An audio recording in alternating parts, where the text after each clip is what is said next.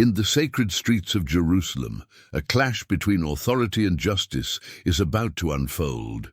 When a corrupt group of police officers targets Rabbi David Menachem, they believe they're dealing with just another powerless civilian. They couldn't be more wrong. For 30 years, Rabbi Menachem has been the moral backbone of his community, a man whose wisdom and integrity have earned him the respect of both politicians and citizens alike. His voice has brought peace to troubled neighborhoods and hope to desperate souls. This isn't just another story of police misconduct. This is about how a group of overconfident officers learned the hard way that true power lies not in the badge, but in the unwavering support of an entire nation and the direct intervention of a prime minister who refused to let injustice stand. Dawn broke over Jerusalem's old city as Rabbi David Menachem traced his fingers along the worn leather spine of his prayer book, its pages yellowed with age and wisdom. Through the synagogue's ancient windows, golden light spilled across generations of handwritten notes in the margins, 30 years of insights, each a testament to lives touched and souls guided.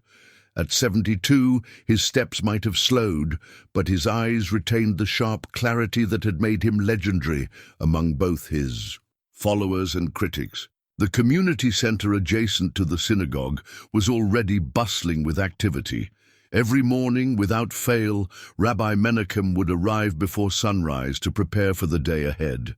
Today was no different. Sarah, his longtime secretary, had arranged the usual stack of requests for counsel on his desk. Marriage troubles, business disputes, family reconciliations. Each note represented a thread in the complex tapestry of community life that the rabbi had spent decades weaving together. "Rabbi, the new family from Syria has arrived," Sarah called from the doorway, her voice carrying the warmth of someone who had worked alongside him for 20 years.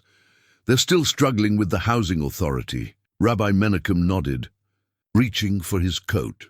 The Kamal family's case was exactly the kind of challenge he had built his reputation on, navigating the labyrinth of bureaucracy while maintaining the delicate balance between religious communities. His recent success in mediating between Muslim and Jewish neighbors during a heated property dispute had earned him another commendation from the city council, though the framed award-gathering dust in his office meant far less to him than the sight of former enemies breaking bread together. As he made his way through the center's corridors, familiar faces greeted him with respectful nods and warm smiles.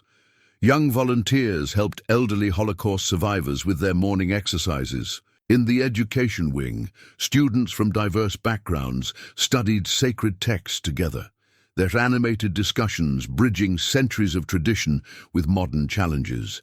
The rabbi paused at the threshold of the main hall, watching a group of teenagers, Jewish, Muslim, and Christian, setting up for the day's interfaith youth program. It was here, in these everyday moments of cooperation, that he saw his life's work bearing fruit. The community center had become more than just a building. It was a living symbol of what Jerusalem could be. "They're good kids," Officer Benjamin Levy said, appearing beside him. The community liaison officer had been a steadfast ally in maintaining peace in the neighborhood. "Your influence shows," Rabbi Menachem smiled, though his eyes carried a hint of concern. Lately, he'd noticed changes in the local police force, new faces, harder edges, less interest in the patient work of community relations. Just yesterday, he'd witnessed a troubling interaction between some of the new officers and a group of Arab merchants. The incident had prompted him to schedule a meeting with the district commander, though his requests for an appointment had so far gone unanswered. "The world changes, Benjamin," the rabbi replied, "but the principles remain the same. Dignity, respect, understanding. These are not mere words. They are the foundation of any just society." The morning progressed with its usual rhythm of meetings, counseling sessions, and administrative tasks. By midday, Rabbi Menachem had already resolved 3 disputes, counseled 2 troubled marriages, and helped the Kamal family navigate their housing crisis. His reputation for finding solutions where others saw only conflict had made him an unofficial ambassador between communities, religious leaders, and local authorities. Yet today, something felt different. Perhaps it was the way certain police patrols had lingered near the center, their gaze a little too focused, their presence a little too persistent. Or maybe it was the whispered concerns from his contacts in the municipality about pressure from above to maintain stricter order in religious neighborhoods. As evening approached, Rabbi Menachem sat in his study, adding new notes to his prayer book, reflections on the day's challenges and hopes for tomorrow. Outside his window, Jerusalem's stones glowed gold in the setting sun, the same stones that had witnessed countless cycles of conflict and reconciliation. He couldn't have known then that his own test was approaching, that the very institutions he had worked with for decades were about to betray the trust he had helped build. The prayer book closed with a soft thud, its pages holding not just scripture, but the living history of a community. Tomorrow would bring its own challenges, but for now, in the gathering dusk, Rabbi David Menachem offered a quiet prayer for wisdom, justice, and the strength to face whatever lay ahead.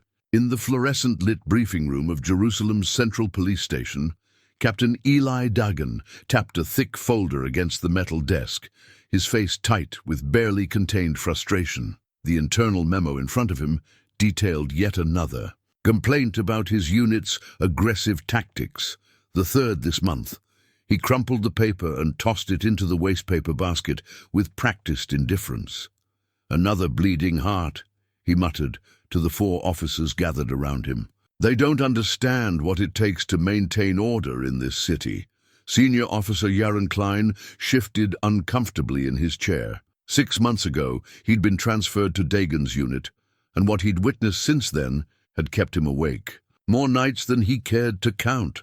The unit's reputation for results came at a price: broken doors, roughed-up suspects, conveniently malfunctioning body cameras. "The Rabbi's Community Center," Dagan continued, pulling out a surveillance photo, "has been operating without proper permits for their new youth program." His finger jabbed at the image of teenagers entering the building. "Who knows what kind of radical ideas they're spreading in there?" Klein knew this was a lie. He'd seen the permits himself when he'd worked in the licensing division. But questioning Dagan's facts wasn't something anyone did twice. The captain had friends in high places, or at least that's what he kept implying. "Sir?" Officer Moshe Stern spoke up, his eager voice grating on Klein's nerves. Stern was the newest addition to the unit, young and desperate to prove himself. "I've noticed increased activity there during late hours. Could be worth a closer look." Dagan's smile was cold. "Good initiative, Stern. Start putting together a surveillance schedule. I want to know everyone who goes in and out of that place." The meeting continued, but Klein's attention drifted to the memo he'd discovered in the records room last week, a directive from above encouraging proactive policing in religious neighborhoods. On its surface, it seemed innocent enough, but in Dagan's hands, such vague language became a license for abuse. Later that afternoon, Klein watched from his patrol car as Rabbi Menachem helped an elderly woman across the street. The rabbi's reputation for integrity was well known throughout Jerusalem. Even Klein's own mother spoke of him with reverence, often recounting how the rabbi had helped their family during his father's illness. His radio crackled. "Unit 4, report to Captain Dagan's office immediately." In Dagan's office, the air was thick with tension.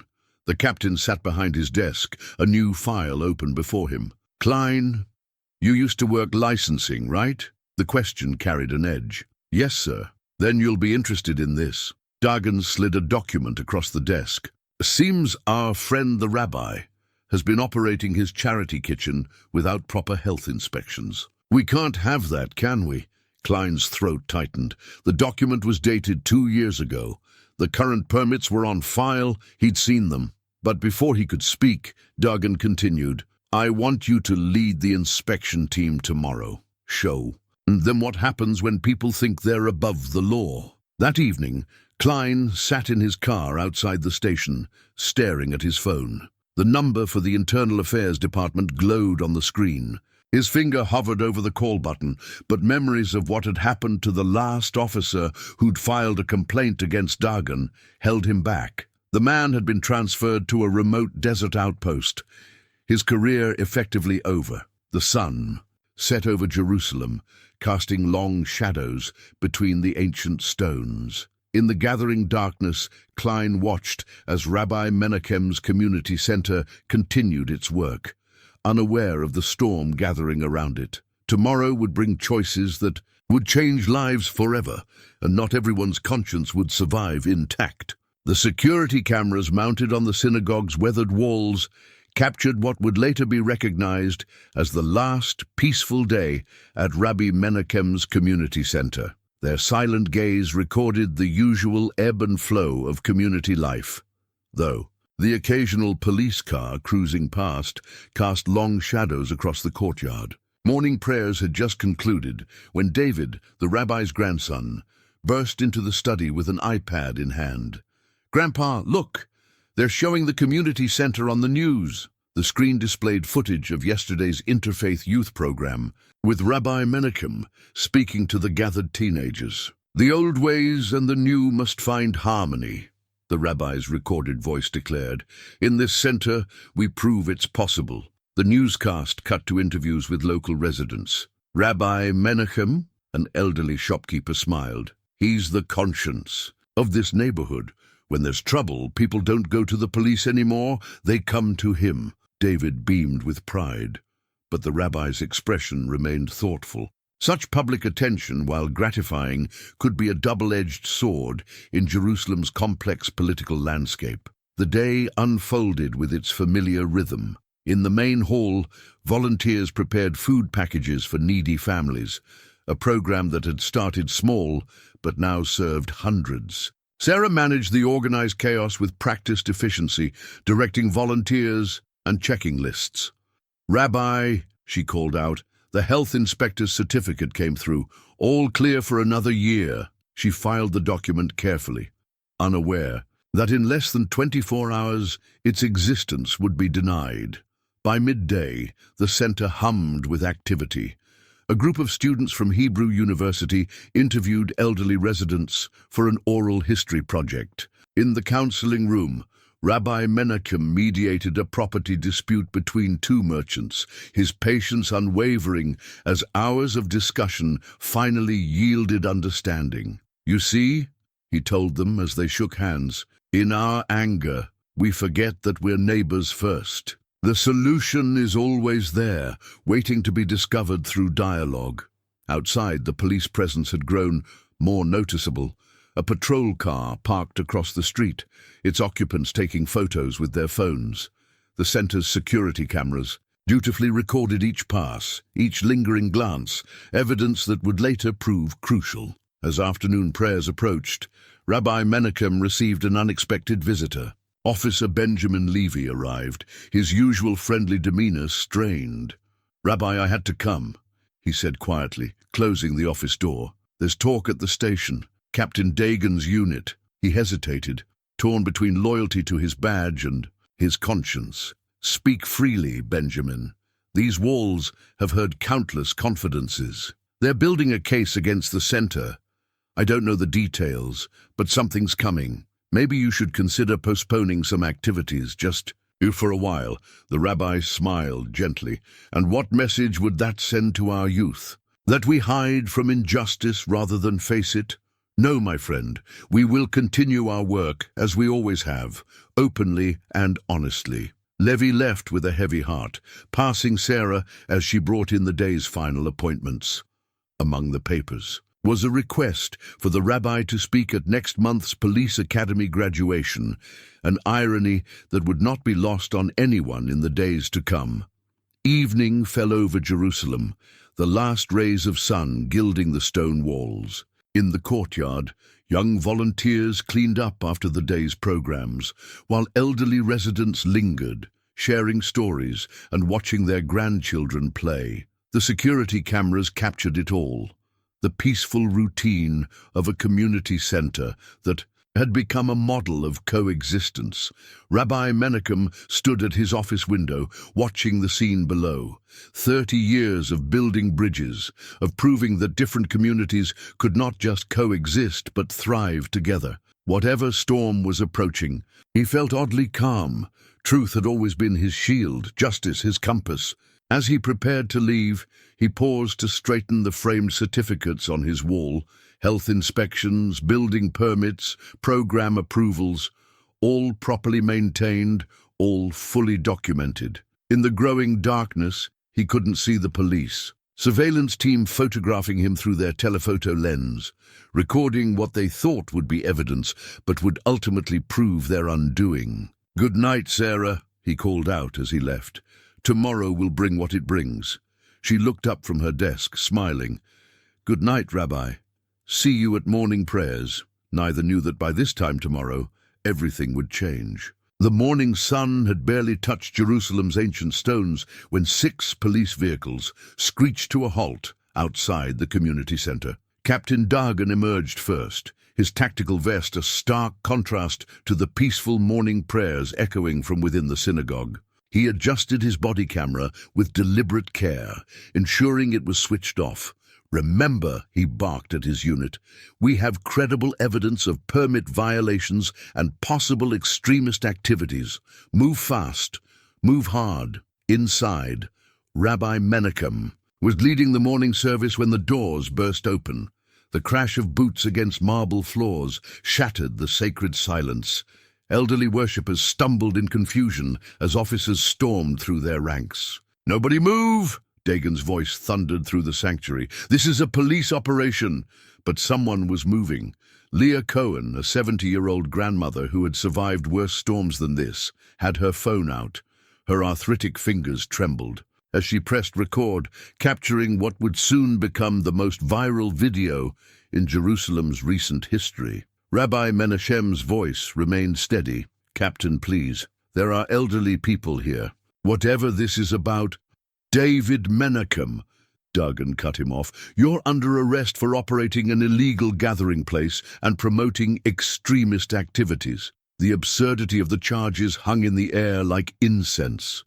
Through Leah's phone camera, the scene unfolded with damning clarity. The rabbi, still wrapped in his prayer shawl, offering his hands calmly to be cuffed.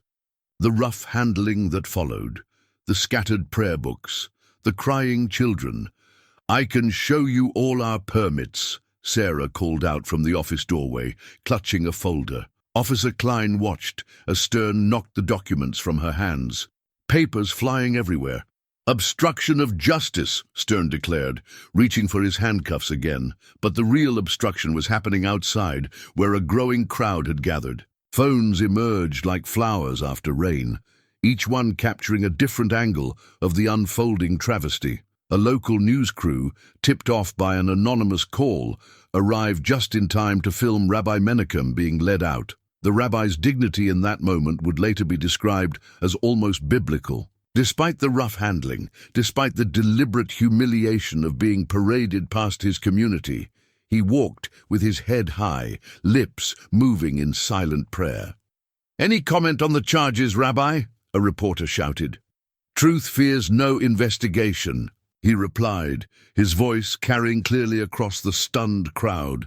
It was a phrase he had used countless times in his teachings, but never with such immediate personal relevance. The footage captured a detail that would later prove crucial: Captain Dagen's momentary expression of frustration at the rabbi's composed response. The captain had expected, perhaps hoped for, resistance, anything to justify the show of force. Instead, he got quiet dignity that made his own actions look increasingly thuggish. Inside the police van, Rabbi Menachem sat quietly, still wrapped in his prayer shawl.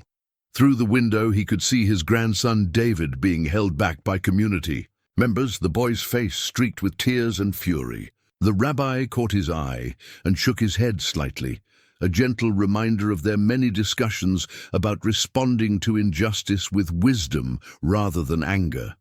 By noon, the video had exploded across social media. Leah Cohen's shaky footage, intercut, with the professional news coverage, painted a picture that no amount of official police statements could explain away. The sight of elderly worshippers being shoved aside, of sacred books scattered across the floor, of a respected religious leader being handcuffed during prayers, it cut across all of Jerusalem's usual dividing lines. At the police station, this rabbi sat in an interrogation room, facing a barrage of questions about permits he knew were in order and extremist connections that didn't exist. Outside, an impromptu vigil had formed. Muslims, Christians, and Jews stood together, many holding signs with the rabbi's own teachings about justice and unity. What Captain Dagon hadn't counted on was Sarah's methodical nature.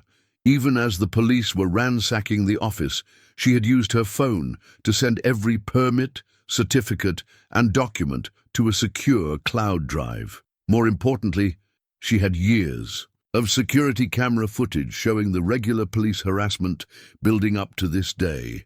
As evening fell, the viral video had reached the highest offices in the land. In the Prime Minister's residence, a tablet screen glowed with Leah Cohen's footage, while urgent meetings were convened. The storm that Captain Dagon had unleashed was about to blow back in his face with a force he never could have anticipated. Jerusalem's most influential newspaper had never gone to a second printing for a digital story before. But as the video of Rabbi Menachem's arrest exploded across social media, Editor-in-Chief Hannah Shapiro made the unprecedented call. By sunset, newsstands across the city displayed the stark headline, "Prayer Interrupted, Respected Rabbi Arrested in Show of Force." The front-page photo, captured by veteran photographer Moshe Berg, became instantly iconic. Rabbi Menachem in his prayer shawl, handcuffed but unbowed, while Captain Dagon loomed in the background, his face twisted in an expression that seemed to reflect all the arrogance of unchecked authority. "We're running out of servers," the paper's digital editor announced as traffic crashed their website for the third time. The story wasn't just going viral, it was touching a nerve that ran deep through Israeli society. At the community center, now cordoned off with police tape, Sarah orchestrated a response from her apartment. Her dining room table had become a command center, covered with laptops and phones. Community leaders from across Jerusalem's religious and ethnic spectrum crowded her small space, united in their outrage. The health inspection certificates, asked Ahmed Kamal, whose family the rabbi had helped just days before. "All uploaded and time-stamped," Sarah confirmed, her efficiency undiminished by the chaos. "I've sent copies to every news outlet in Israel.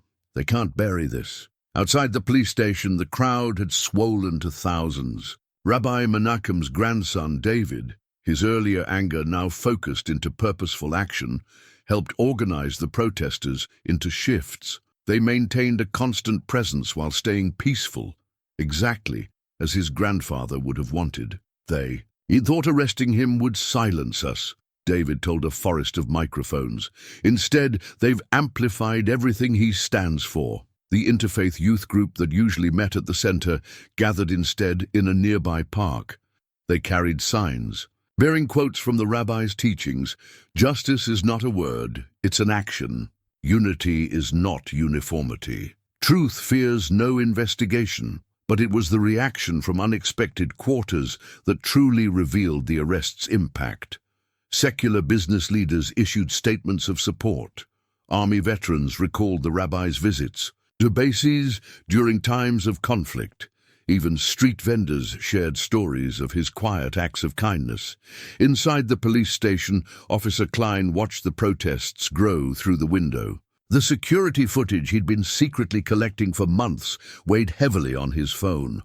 One floor up, he knew, Captain Dagon was crafting a narrative about extremist threats and public safety. But the images from that morning's raid told a different story. His phone buzzed, a message from his mother. "I raised you to know right from wrong. What are you going to do about it?" By evening, the story had transcended local news. International media picked up on the symbolism. a respected religious leader arrested during prayers in Jerusalem of all places. Diplomatic missions began, making inquiries. Social media platforms marked the footage as trending globally. The newspaper's evening edition featured a deeper analysis, including a timeline of similar incidents that suggested a pattern of harassment. Hannah Shapiro's editorial pulled no punches.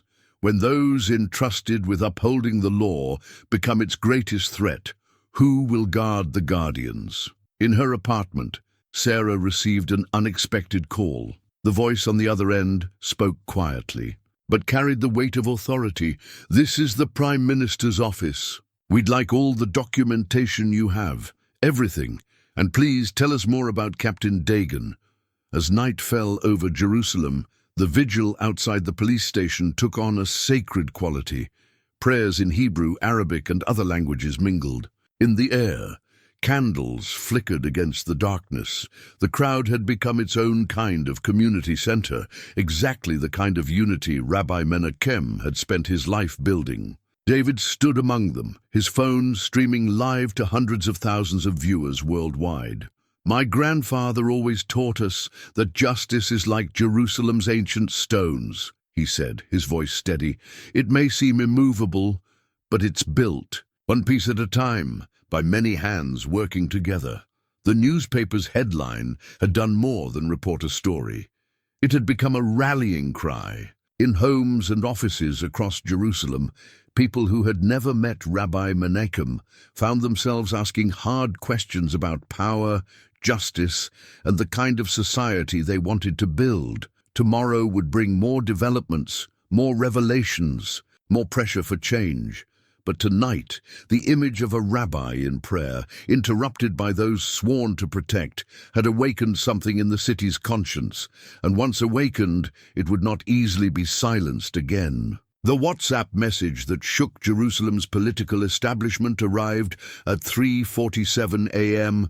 p.m. Furious. Meeting at 6, all cabinet members required. Within minutes, phones across the city lit up with encrypted conversations as politicians and advisors scrambled to position themselves ahead of the storm. In her dimly lit office, Maya Hoffman, the Prime Minister's chief of staff, scrolled through an endless stream of messages on her secure phone. The night's revelations had turned what seemed like a local police matter into a potential political crisis. "Have you seen this?" Her deputy's message flashed. Attached was a screenshot from one of Captain Dagan's officers. "Boss says don't worry. We have friends upstairs who'll make this go away." Maya's response was swift. "Archive everything. Someone's about to learn the meaning of former friends." Across town, Police Commissioner Levi paced his office. His tie loosened, his usual composure shattered. Captain Dagan had assured him the operation was routine enforcement of permit violations. Now he stared at his tablet, where social media metrics showed the arrest video approaching 10 million views. His phone buzzed with a message from the Interior Minister: "Distance yourself, now." At the Knesset, early arriving staffers found journalists already camped outside, hungry for comments. The opposition parties sensed blood in the water, but the story defied usual political lines. How do you spin the arrest of a man known for building bridges between communities? "Check this thread," an aide showed her boss, a veteran member of the security committee. The leaked WhatsApp messages from within the police department painted a damning picture of premeditation and prejudice. "Menachem's center is a problem. Time to shut him down," read one message from weeks ago. "Wait for the right moment," replied another. In the Prime Minister's residence, David Ben-Gal had abandoned sleep entirely. His security briefing lay untouched while he watched the arrest video for the 20th time. Something about it nagged at his political instincts. Then it hit him. He'd met Rabbi Menachem before, years ago, at a community reconciliation event. After a wave of violence, "Find me everything on Captain Dagan," he instructed his staff. "And get me Sarah from the community center. She's the one with all the documentation." The political machinery of damage control began grinding into action. Press secretaries drafted statements, legal advisors reviewed protocols. But in the encrypted chats between political operatives, a different conversation unfolded. This isn't going away. Dagan claims protection from above, says he knows things.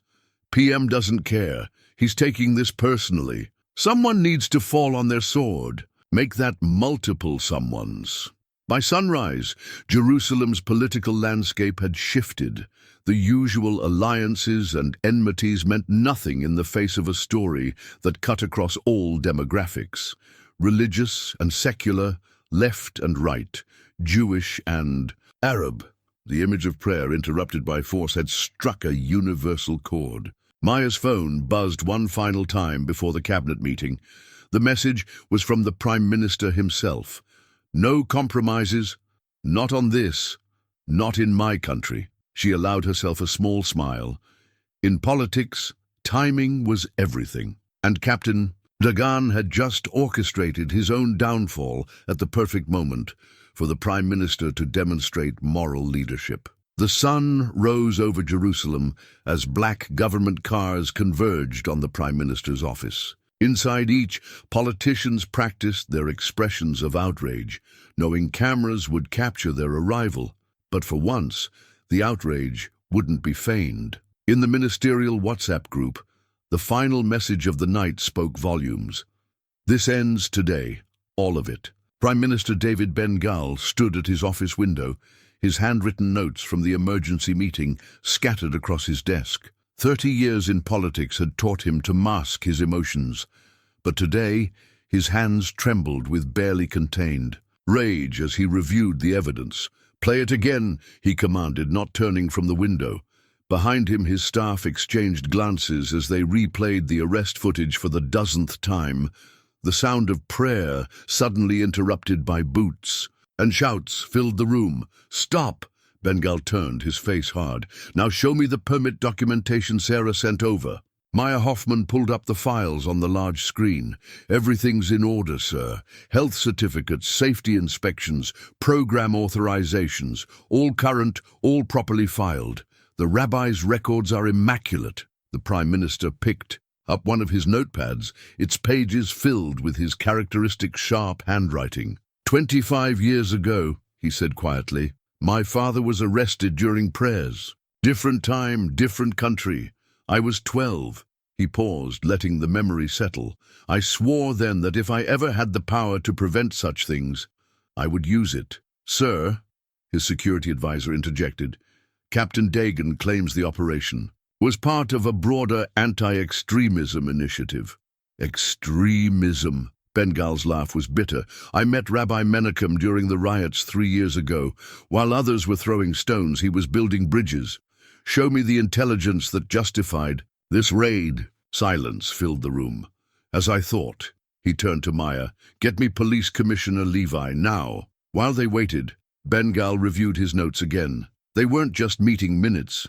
They were a blueprint for action. Points were underlined. With fierce strokes: full investigation, immediate suspension, systemic review, legislative reform. Commissioner Levi arrived, looking ashen. Before he could speak, the Prime Minister held up the morning's newspaper. "Explain this to me, David. Explain how, in our democracy, a respected religious leader is arrested during prayers over permits that he actually has." "Sir, I was assured by Captain Dagan—" "Captain Dagan," Menachem cut him off, "has just ended his career. He just doesn't know it yet. The question is, how many others will join him?" The commissioner shifted uncomfortably. "There are procedures, sir. Internal affairs—" "No." The Prime Minister's fist hit the desk. "No more procedures, no more internal investigations that go nowhere. This ends today." He turned to Maya. "Draft an executive order. I want an independent commission. Full powers, no restrictions." "Sir," Maya responded, already typing, "the police union will object."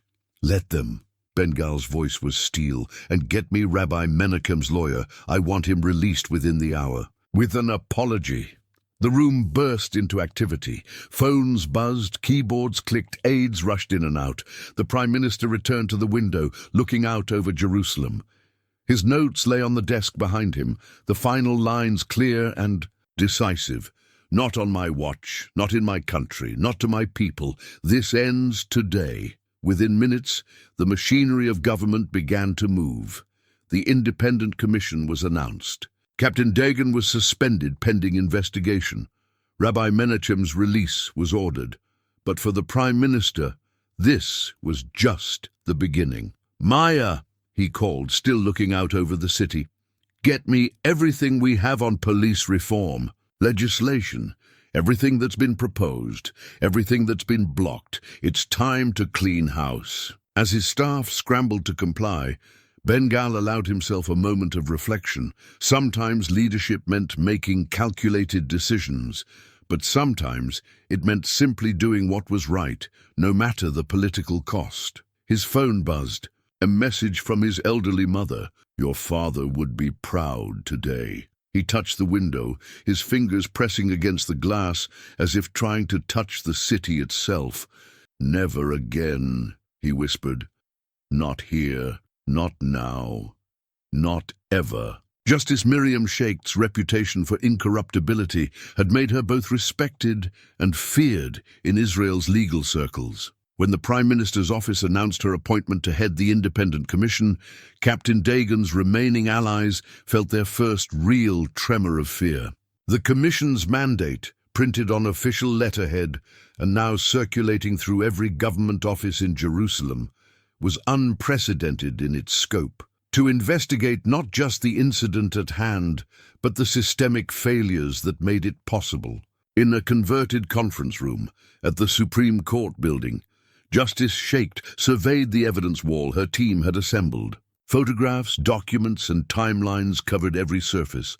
At the center hung the viral video of the arrest, surrounded by ever-expanding rings of connected incidents. "Walk me through it again," she instructed her lead investigator, former Mossad analyst Ruth Cohen. "The pattern becomes clear when you look at the data," Ruth explained, gesturing to the timeline. 6 months ago, Captain Dagan's unit began increasing surveillance of religious institutions, but they focused exclusively on those known for interfaith work or community activism, like Rabbi Menachem's center.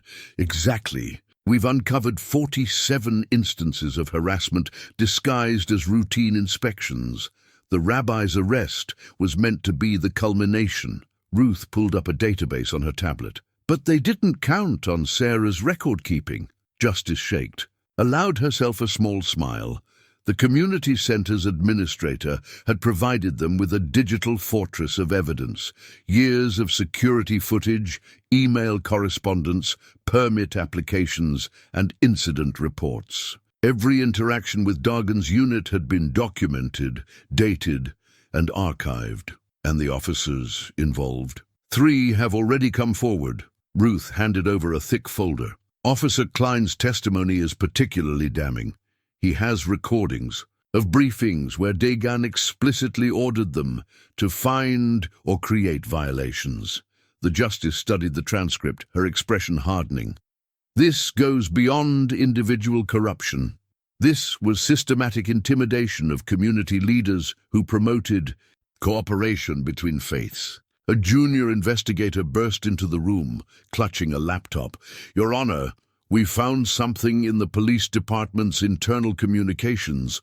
Messages between Captain Dagan and officials in other districts discussing similar operations against other religious leaders."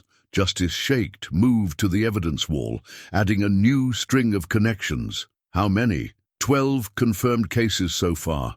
All leaders known for promoting interfaith dialogue, all targeted using the same methods. The implications were staggering. This wasn't just about one overzealous police captain. It was about an organized attempt to silence voices of moderation and unity. The justice picked up her secure phone, dialing a number she'd been given for emergencies only. "Get me the Prime Minister. He needs to see this now." Within an hour, the Commission's preliminary findings were being presented in the Prime Minister's office. The evidence wall had been recreated digitally, each connection, each piece of evidence, telling its part of a larger story of corruption and abuse. This was coordinated, Justice Shaked concluded.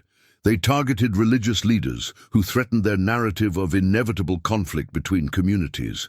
Rabbi Menachem wasn't the first, just the one who finally exposed it all. Prime Minister Ben Gal studied the digital display, his face grave.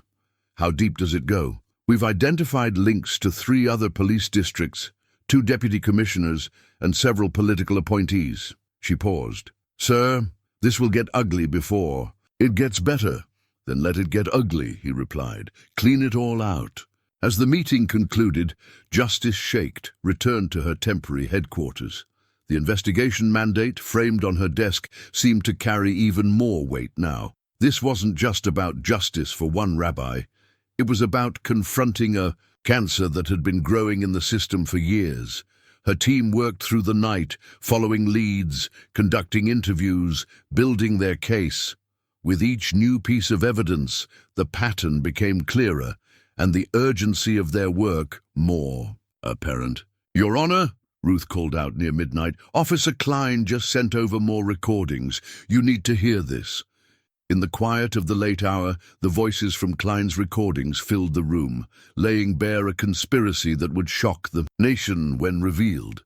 Justice Shaked took more notes, her determination growing with each revelation. The truth was emerging, piece by damning piece. Captain Dagan's body camera footage from the raid played on the interview room screen. Its damning evidence now impossible to ignore. The timestamp showed prayer time, the audio captured peaceful worship, and most importantly, it showed him switching. The camera off just before entering the synagogue. Explain this to me again, Captain, Internal Affairs Investigator Yael Stern demanded, her voice carefully neutral. Why did your camera malfunction at that precise moment? Dagan shifted in, his chair, his usual confidence cracking. The same body camera he'd so carefully manipulated had continued recording audio even after the video stopped. A fact he'd overlooked. Every order, every shout, every abuse of power had been captured. Across the station, Officer Stern sat in another interview room, sweating. His phone buzzed continuously with messages from Dagan, messages he no longer dared to read. On the table before him lay a stack of transcripts. His own words at briefings, his eager suggestions about targeting the community center, his boasts about showing them who's in charge. Let's go through this timeline again, his interviewer said, spreading out photographs. You claimed the center was operating without permits, but these photos show you removing valid documentation from their files. Would you like to explain that? In the break room, Officer Klein watched his colleagues crumble one by one. His hidden recordings had started a landslide, and now everyone was scrambling to save themselves. His phone contained one final message from his mother. You did the right thing. But it was in Captain Dagan's office where the real drama unfolded. As investigators combed through his files, they discovered a hidden folder in his desk. Inside was a treasure trove of incriminating evidence, photos of other religious leaders. Under surveillance, lists of community centers to target, and detailed plans for what he called presence operations. Sir, a junior investigator called out, holding up a document. You need to see this. It's a whole protocol for disrupting interfaith activities. They were systematically targeting anyone promoting community cooperation. The evidence mounted, hour by hour. Body camera footage from multiple officers revealed a pattern of intimidation. Email chains exposed the careful planning behind the rabbi's arrest. Security camera feeds showed officers planting false evidence at other community centers. By evening, the pressure had become unbearable. Officer Stern cracked first. It wasn't supposed to go this far, he sobbed to the investigators. Captain Dagan said we were maintaining order, protecting the community, but then it became about power, about showing strength. He said we had protection from above, that no one would dare challenge us. His confession opened the floodgates. Junior officers began coming forward, each with their own pieces of the puzzle. They described briefings where Dagan had outlined his vision of proper community control, where any challenge to authority was seen as a threat to be eliminated. In the station's evidence room, technicians discovered years of altered reports, doctored evidence, and falsified complaints. The systematic nature of the corruption became clear. This wasn't about one incident or one rabbi. It was about a deliberate campaign to undermine community leaders who promoted unity over division. Captain Dagan sat alone in his office, watching his empire crumble. His phone lay silent. His friends in high places had disappeared the moment the Prime Minister got involved.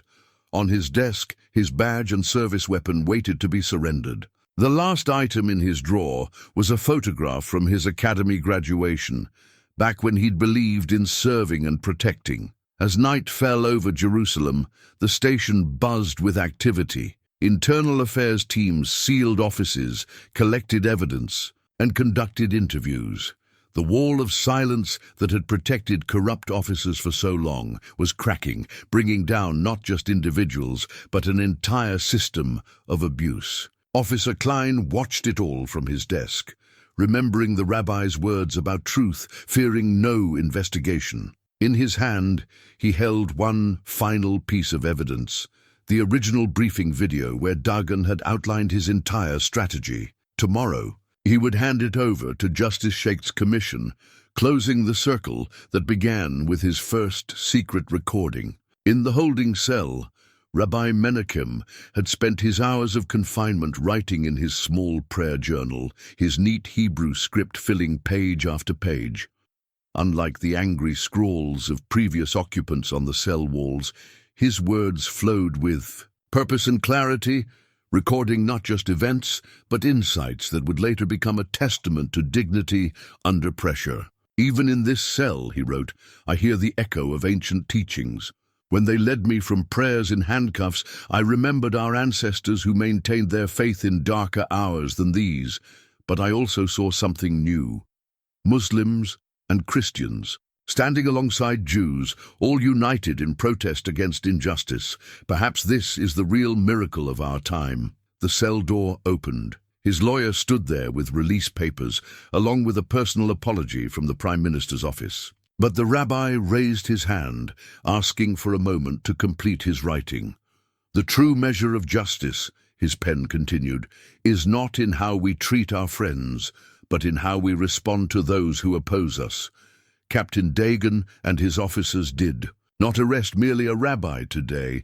They arrested an idea, and ideas, unlike people, cannot be confined by cells. Outside, his family waited. His grandson David, who had helped organize the protests, rushed forward to embrace him. But what struck observers was the rabbi's expression, not of anger or vindication, but of profound thoughtfulness. "Grandfather," David began, his voice tight with emotion, "they're suspending the entire unit, the Prime Minister himself." "Then we have work to do," Rabbi Menachem interrupted gently. "Where there is pain, there must also be healing." In the following hours, as headlines announced his release and social media exploded with reactions, the rabbi did something unexpected. He asked to meet with the families of the officers involved. "They too are part of our community," he explained. To puzzled reporters, "Their children attend our schools, their elderly parents need our support. If we truly believe in unity, it must extend even to those who tested our principles." His journal entries from that evening revealed his deeper thoughts. "Today I saw both the worst and the best of our society. In the same hours that some sought to silence our work, thousands rose to defend it. The officers who arrested me showed how authority can be corrupted, but the public's response showed how justice can be demanded with dignity." Sarah had preserved his office exactly as it was before the raid, but the rabbi made one significant change. Next to the framed Community Service Awards, he hung a new photograph, the image of diverse crowds protesting his arrest. "This," he told visitors, "is the real proof of our work, not the programs we run or the services we provide, but the bonds that hold when tested." That night, as he finally returned home, he added a final entry to his journal. They thought they were arresting one rabbi, but they awakened an entire city's conscience. In seeking to demonstrate their power, they revealed their weakness. In trying to silence dialogue, they sparked a louder conversation. Perhaps this is how change always comes, not through grand plans, but through moments that force us to choose between what is easy and what is right. His words, later published with his permission, would become required reading in police academies across the country. But for now, they remained private reflections in a simple journal, bearing witness to a day when principles proved stronger than power. The investigation team's database had grown from a simple spreadsheet into a complex web of interconnected evidence. Displayed on the wall-mounted screens of Justice Sheikh's command center, it told a story of corruption that sprawled far beyond a single arrest. Another one, Ruth Cohen announced, adding a new entry, a Sufi imam in the old city. Same pattern, harassment disguised as routine inspections, missing permits that weren't actually missing, surveillance without cause. Justice Sheikh studied the growing database. Each entry represented a community leader targeted by Dagans. Unit, dates, locations, false charges, and most importantly, the links between them. Red lines connected similar incidents, forming a spider's web of systematic intimidation. Cross-reference this with Officer Klein's recordings, she instructed. I want to know if the Imam's Center was mentioned in any of Dagan's briefings. The evidence team had created a sophisticated tagging system for the hundreds of hours of secretly recorded meetings. Keywords, timestamps, and participant names allowed them to instantly retrieve relevant segments. Within minutes, they found what they were looking for. Got it, the analyst called out. 3 months ago, Dagan specifically named the Imam's Center as part of something called Operation Community Standards. The recording played through the room's speakers. These interfaith programs are a threat to proper order. The Imam, like Rabbi Menachem, needs to learn that unity has its limits. Sarah's meticulous records provided the other half of the picture. Her digital archive contained every interaction between the community center and Dagan's unit. Footage from security cameras, scanned copies of all documentation, and detailed incident reports. When cross-referenced with the police department's official records, the discrepancies were glaring. Look at this, Ruth pointed to her screen. The police report claims they found expired permits during a raid last month, but Sarah's files include photos of the valid permits, time-stamped and notarized, taken just hours before the inspection. A junior investigator burst into the room. Your Honor, we found something in the precinct's archived body camera footage. They didn't just target religious leaders, they were systematically harassing anyone who participated in interfaith programs. The database expanded again. Entries for ordinary citizens began populating the screens. A Muslim shopkeeper who hosted Jewish students, a Christian teacher who organized mixed-faith youth programs, elderly residents who attended interfaith dialogue sessions. Pattern analysis is complete, the computer specialist announced. 87% of their routine inspections focused on individuals or organizations promoting interfaith cooperation. The statistical probability of this being random is effectively zero. Justice Sheikh's team worked through the night, processing new evidence as it poured in. Former victims, emboldened by Rabbi Menachem's story, came forward with their own accounts. Each new testimony added another node to the database, another thread in the web of corruption. By morning, the evidence was overwhelming. The database had mapped not just individual incidents, but an entire system designed to suppress community cooperation. Every false charge, every misplaced permit, every act of harassment fit into a larger pattern of deliberate intimidation. It's ready, Ruth announced, finalizing the database's primary analysis. Complete record of all incidents, perpetrators, victims, and correlations, plus recommendations for structural reforms based on the pattern analysis. Justice Shaked nodded, gravely. This wasn't just evidence for a prosecution. It was a blueprint for rebuilding community trust in law enforcement. The database would become both a testimony to past abuses and a guide to preventing future ones. The next step was clear. It was time to present their findings to the Prime Minister. Officer Moshe Stern sat in the interview room. His written confession sprawled across the table in trembling handwriting. After 16 hours of questioning, something inside him had finally broken, not from pressure or threats, but from watching. Rabbi Menachem on the news, speaking about forgiveness and community healing. "I can't carry this anymore," his confession began. "Everything we did was planned. Every raid, every inspection, every arrest.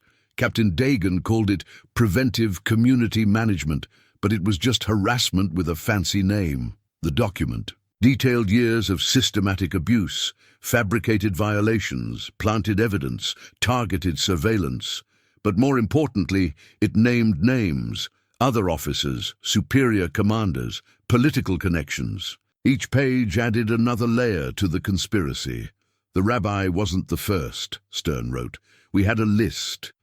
Anyone who promoted cooperation between communities was considered a person of interest. We monitored their activities, looked for vulnerabilities, waited for opportunities." Down the hall, Captain Dagan received the news of Stern's confession with cold fury. His own interrogation had been going in circles for hours when an investigator placed a copy of the confession in front of him. "Your officer has quite a story to tell," the investigator said quietly. Dagan scanned the pages, his face draining of color. Stern hadn't just confessed to their actions, he'd revealed their methodology, their targets, their chain of command. The carefully constructed wall of silence was crumbling. The effect rippled through the department. Officers who had maintained their loyalty out of fear or ambition now saw the writing on the wall. One by one, they began coming forward. Officer Cohen from Traffic Division revealed how they manipulated patrol routes to maintain constant pressure on selected communities. Sergeant Levy admitted to falsifying inspection reports. Detective Shapiro exposed the network of informants they'd cultivated to monitor community leaders. Each confession was more detailed than the last, each officer trying to salvage what they could from the wreckage of their careers.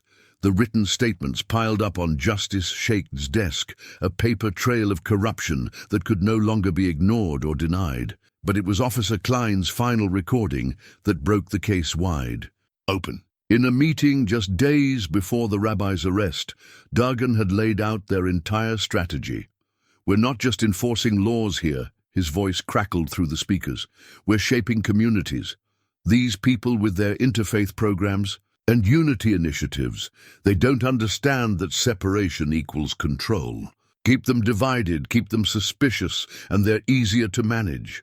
The recording continued as Dagan detailed their next targets, unknowingly providing a roadmap of his own corruption. His words, preserved in Klein's hidden device, would eventually become the cornerstone of the prosecution's case. By evening, the confession count had reached double digits. Officers from multiple precincts stepped forward, each adding their piece to the puzzle. The pattern that emerged was devastating. A coordinated effort to undermine community cooperation, driven by a philosophy of control through division. In her office, Justice Shaked reviewed Stern's confession one more time. His detailed account would become the key that unlocked dozens of other cases, exposing years of systematic abuse and leading to the largest police reform in the country's history. The document ended with words that would be quoted in newspapers across the nation. "I joined the force to protect and serve. Somewhere along the way, we became what we were supposed to protect against." Rabbi Menachem's arrest didn't show our strength.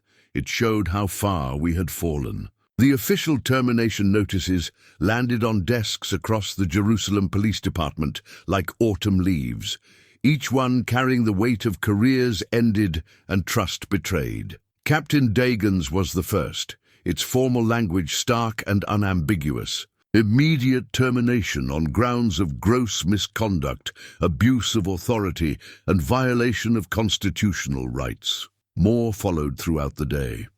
Officer Stern's voluntary resignation was accepted without ceremony. Others received suspensions, pending further investigation.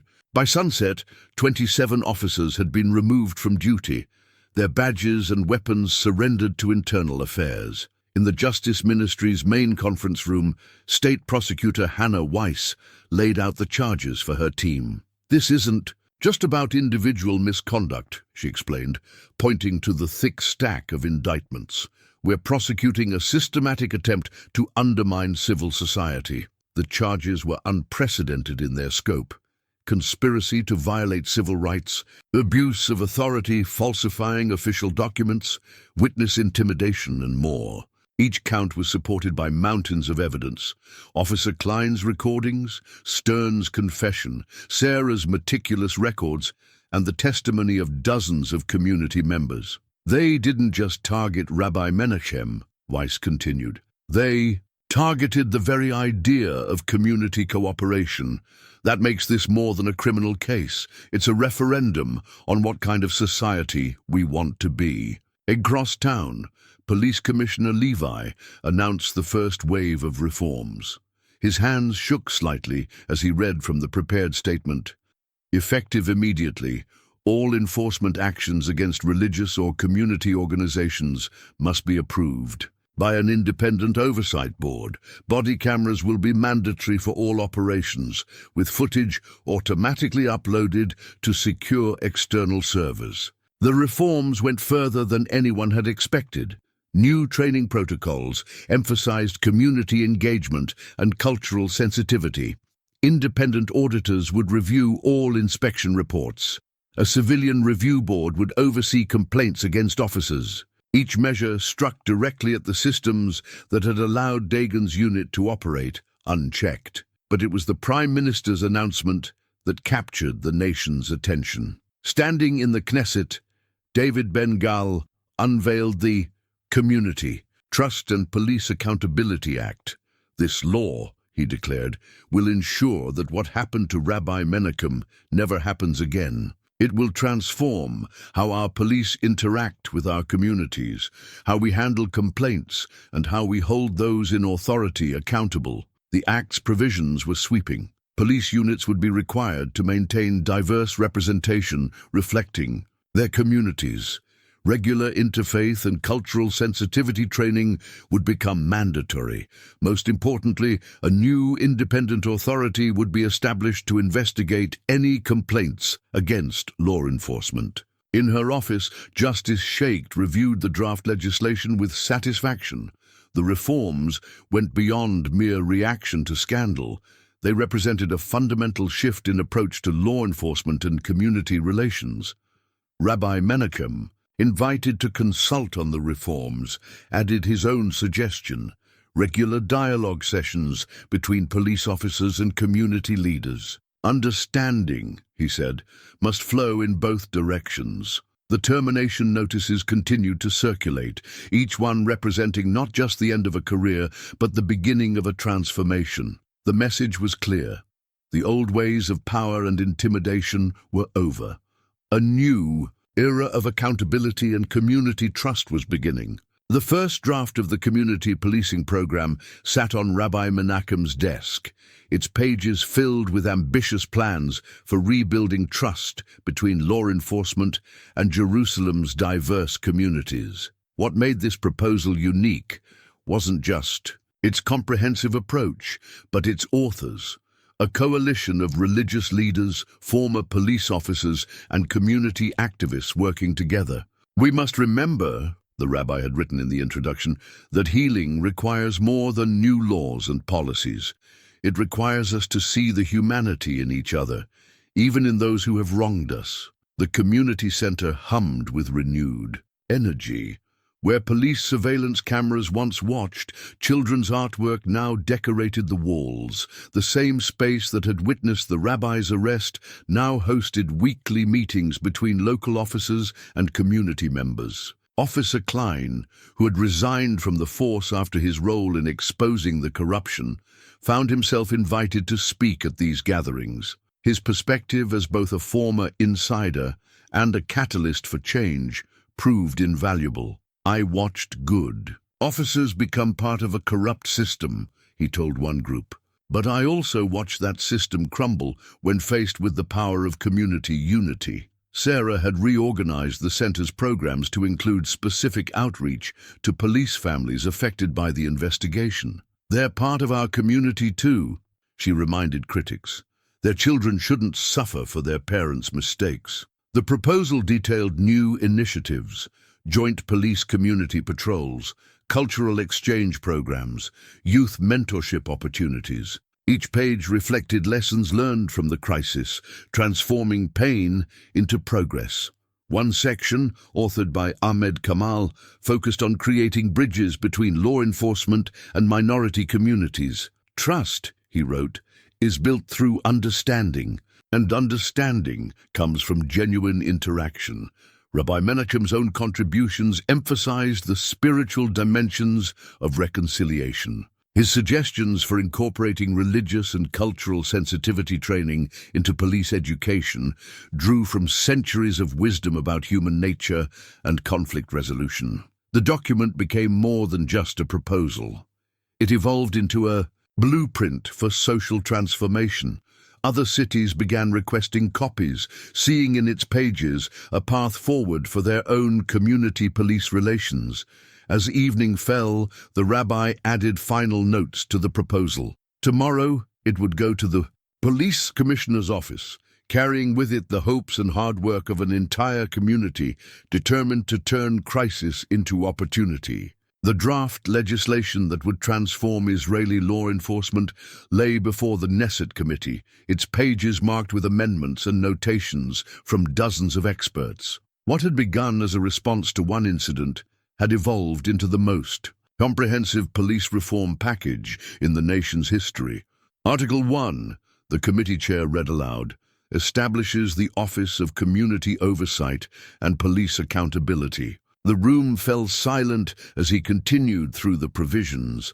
Each section addressed a different aspect of the systemic failures exposed by Rabbi Menachem's case. Maya Hoffman, the Prime Minister's Chief of Staff, had spent weeks shepherding the bill through various committees. "This isn't just about preventing abuse," she explained to wavering legislators.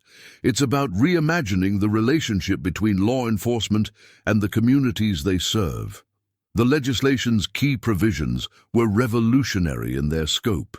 Body cameras would now upload footage directly to independent servers beyond police control. Community oversight boards would include representatives from all religious and ethnic groups. Training requirements would emphasize de-escalation and cultural comprehension. But it was Section 7 that generated the most discussion. Dubbed the Menachem Clause, it mandated regular dialogue sessions between police units and local religious leaders. The rabbi himself had helped draft this section, insisting that true security could only come through understanding. "Consider the cost of inaction," Justice Sheikh testified before the committee. "We've seen how a culture of impunity can corrupt even dedicated officers. These reforms aren't just punitive, they're preventative." The police unions initially resisted, claiming the reforms would hamper effective law enforcement. But public opinion, shaped by continuing revelations from the investigation, proved overwhelming. When former officers like Klein spoke about the toxic culture they'd witnessed, opposition began to crumble. Commissioner Levi, once defensive of his department's autonomy, now became an unlikely champion of reform. "We lost our way," he admitted, in a powerful speech to senior officers. "These changes aren't an attack on police authority. They're a return to our core mission of public service." The legislation's impact reached far beyond Jerusalem. Other cities began adopting its framework, recognizing that preventing another Rabbi Menachem incident required systemic change. Police departments across the country started reviewing their own practices, often finding similar patterns of abuse that had gone unchecked. As evening fell, the committee prepared for its final vote, the amended bill, incorporating insights from weeks of testimony and debate, represented a new vision of law enforcement, one built on transparency, accountability, and community partnership. Tomorrow, it would go to the full Knesset for approval, but tonight, in offices and homes across Jerusalem, those who had witnessed the journey from crisis to transformation felt the weight of imminent change. The system that had allowed Captain Dagon to target religious leaders was being dismantled, piece by legislative piece. 1 year after Rabbi Menachem's arrest, a bronze plaque was unveiled at the entrance to the community center. Its inscription, in Hebrew, Arabic, and English, read, "Where justice prevailed, unity flourished." The ceremony marking its installation brought together figures who, a year ago, would have seemed unlikely allies. Police Commissioner Levi stood alongside Rabbi Menachem, both men studying the plaque's reflection in the morning sun. Behind them, a new class of police cadets, the first trained under the reformed system, listened as the rabbi shared his thoughts on the transformation their city had undergone. "This plaque," he gestured, "doesn't commemorate my arrest. It celebrates what came after, how a moment of injustice sparked a movement for change." The changes were visible throughout Jerusalem. Police patrols now included officers from diverse backgrounds, their body cameras prominently displayed. Community oversight boards met regularly in the same rooms where Captain Dagon had once plotted his campaigns of harassment. Former Officer Klein, now teaching ethics at the police academy, had brought his students to the ceremony. They represented a new generation of law enforcement, trained not just in procedures and protocols, but in cultural understanding and community engagement. "Look around," Klein told them. "A year ago, people feared seeing police in their neighborhoods. Now they know every officer by name. That's not just policy change, that's cultural transformation." The statistics supported his words. Complaints against officers had dropped by 60%. Community cooperation in investigations had increased dramatically. The interfaith programs that Dagon's unit had tried to suppress were now thriving, often with police participation. Sarah maintained a wall of photographs in the center's main hall, documenting the journey from crisis to transformation. The images told a powerful story. The protests following the rabbi's arrest, the investigation team at work, the signing of the reform legislation, the first graduating class of officers under the new system. But it was the newest photo that drew the most attention. Officer Stern's daughter, now volunteering at the center's youth program. Her father's confession had helped break open the case, and while he faced the consequences of his actions, his family had found support in the very community he had once helped target. The plaque caught the afternoon light, its surface reflecting more than just the day's events. It stood as a testament to how a community had transformed a moment of darkness into an opportunity for lasting change. Rabbi Menachem sat in his study, reviewing his proposal for an expanded community outreach program. The document outlined an ambitious vision, bringing his center's successful model of police community cooperation to other cities across Israel. Outside his window, the sounds of children playing mingled with the familiar bustle of Jerusalem's street life. "The real test of change," he wrote in the proposal's introduction, "is not in the laws we pass or the systems we build, but in the daily interactions between people who once saw each other as adversaries." His words were backed by 2 years of documented success. The community center had become a national model, hosting delegations from police departments and religious organizations across the country. Each visitor left with the same question: how had a crisis of authority transformed into a blueprint for unity? The answer lay partly in the proposal before him. It detailed practical steps, joint training programs, regular dialogue sessions, youth engagement initiatives. But more importantly, it emphasized the philosophical shift that had made everything else possible, the recognition that security and community trust were inseparable. A knock at his door interrupted his thoughts. David, his grandson, entered. With a group of police cadets, their presence in the center, once unthinkable, had become routine. They came to learn, to understand, and most importantly, to connect with the communities they would serve. "Grandfather," David said, "they wanted to hear the story from you." The rabbi smiled, setting aside his proposal. These moments, sharing wisdom with future officers, helping them understand the delicate balance between authority and service, were perhaps his most important work now. "You see this room?" he began, gesturing around his study. "2 years ago, officers much like yourselves came here with very different intentions. But what they didn't understand was that true authority comes not from power, but from trust." The cadets listened intently as he continued, their notebooks open but largely forgotten, as his words painted a picture of transformation. He told them not just about the arrest and its aftermath, but about the deeper lessons learned. "We could have responded with anger," he explained. "Instead, we chose to build bridges. When they sought to divide us, we became more united. When they abused their authority, we showed them true leadership." A young cadet raised her hand. "But Rabbi, how did you maintain your faith in the system, even after what happened?" The rabbi's answer came without hesitation. "Because I believe in people's capacity for change. Captain Dagan and his unit showed us how authority can be corrupted. But look around you now. See how many people, including many police officers, work to make things right." He picked up his proposal again, its pages containing hope for an even broader transformation. What happened here in Jerusalem was just the beginning. Every crisis carries within it the seeds of opportunity. The question is whether we have the wisdom to plant them, the patience to nurture them, and the faith to watch them grow. As the cadets filed out, Rabbi Menachem returned to his writing. The final paragraph of his proposal summed up everything the past 2 years had taught them. "We stand now at a new beginning.